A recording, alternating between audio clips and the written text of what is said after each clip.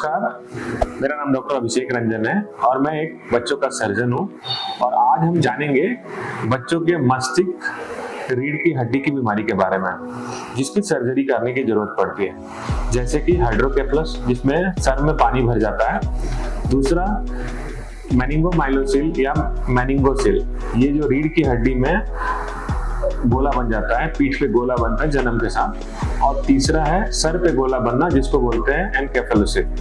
तीनों के बारे में जानेंगे क्योंकि आप ज्यादातर देखते होंगे या आपके आसपास देखते होंगे कि जन्म के साथ बच्चे के पीठ पे गोला रहता है या सर पे गोला रहता है, और कभी कभी सर अपने से अनियंत्रित रूप से बढ़ने लगती है। मतलब उसकी साइज आप देखेंगे तो बाकी बच्चों के कंपेयर में काफी बड़ा दिखेगा, जिसके चलते उसका जो बॉडी के प्रोपोर्शनेट साइज के हिसाब से सर की साइज काफी बड़ी रहती है, जिसके चलते उनका आई भी नीचे की तरफ दिखता है।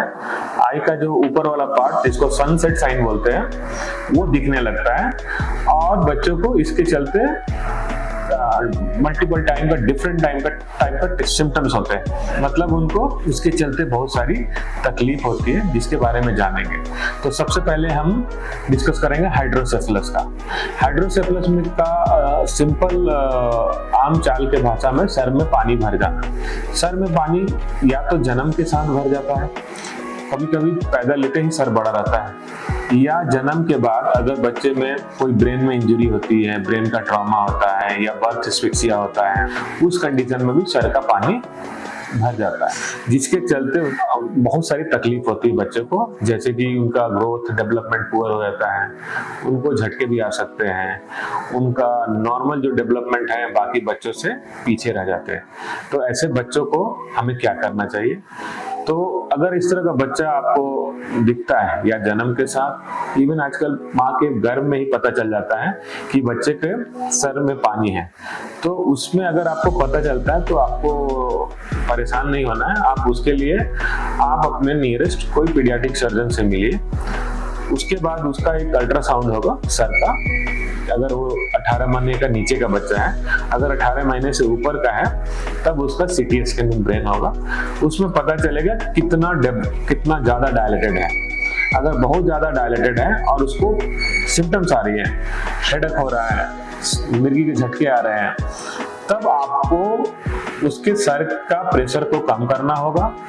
वो हम दवाई के माध्यम से भी कर सकते हैं। अगर दवाई से सक्सेसफुल नहीं होता है या दवाई से उसका जो बढ़ने की रफ्तार है वो कम नहीं होती है, तब हम उसके लिए सर्जरी करते हैं, जिसको वीपी शंट प्रोसीजर बोलते हैं, जिसमें सर से एक पाइप डालते हैं और पेट में ला के हम केवल बाईपास करते हैं। जो पानी बन रहा है वो सर का पानी हम सीधे बाईपास करके पेट में डालते हैं, जो एक तरह का आर्टिफिशियल शंट है, जिसको हम लोग बोलते हैं वीपी शंट प्रोसीजर। तो इसके करने से बच्चे को जो इशू था, प्रॉब्लम था, वो ठीक हो जाएगा और बच्चे का नॉर्मल ग्रोथ होगा।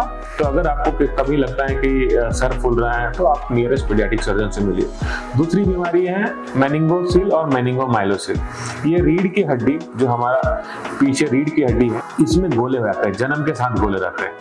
किसी में एकदम नीचे गोले रहते हैं, किसी के बीच में हो सकते हैं और किसी के गर्दन के पास भी गोले हो सकते हैं। इस तरह का कोई बीमारी या तो गर्भ के दौरान पता चलता है या डिलीवरी के बाद बच्चे में पता चलता है, तब उसकी को भी हमको सर्जरी करके ठीक करना पड़ता है, क्योंकि उसमें स्पाइनल कॉर्ड खुला रहता है। तो हमें स्पाइनल कॉर्ड को ठीक करना होगा, गोला को हटाना होगा, स्पाइनल कॉर्ड को रिपेयर करना होगा।